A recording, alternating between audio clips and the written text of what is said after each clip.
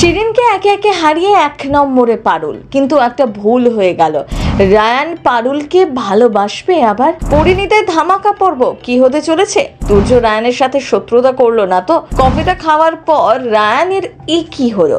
বিচারকরা এক এক করে সকলের ট্যাগলাইন পড়তে থাকে, যার ট্যাগলাইন সব থেকে বেশি আকর্ষণীয় লাগে তাকে সিলেক্ট করে নেয়।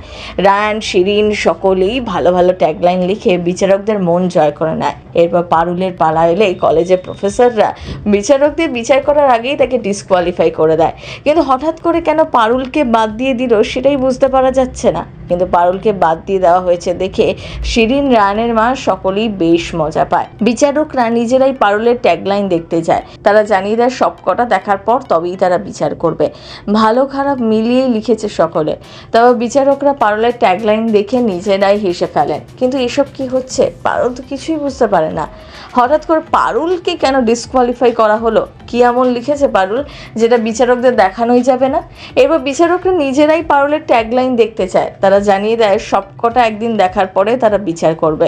ভালো খারাপ মিলিয়েই লিখেছে সকলে।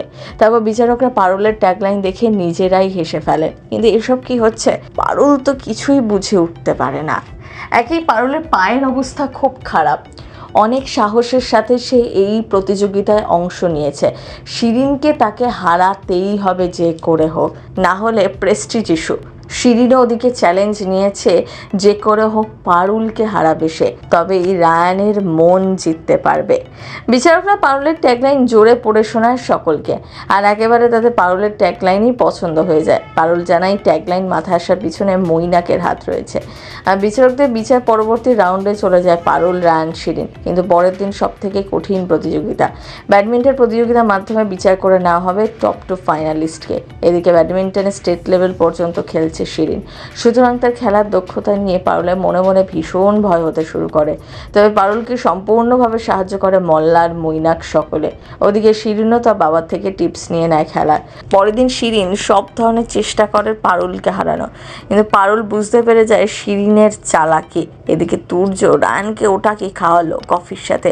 তারপর থেকে রায়ানের কোনো এনার্জি নেই। তবে কি ইচ্ছে করে রায়ানকে হারানোর জন্য প্ল্যান করেছে তুর্য? পারুল এদিকে বুঝতে পেরে যায় শিরিনের চালাকি, আর সেখানে ফিজিক্স কাজে লাগিয়ে পারুল শিরিনকে জব্দ করে। নাইবা তার পা সাথ দিল, কিন্তু তার বুদ্ধি তো সাথে আছে। এবার দেখার কে আসলে জেতে। সেনা চক্র ব্যুরো।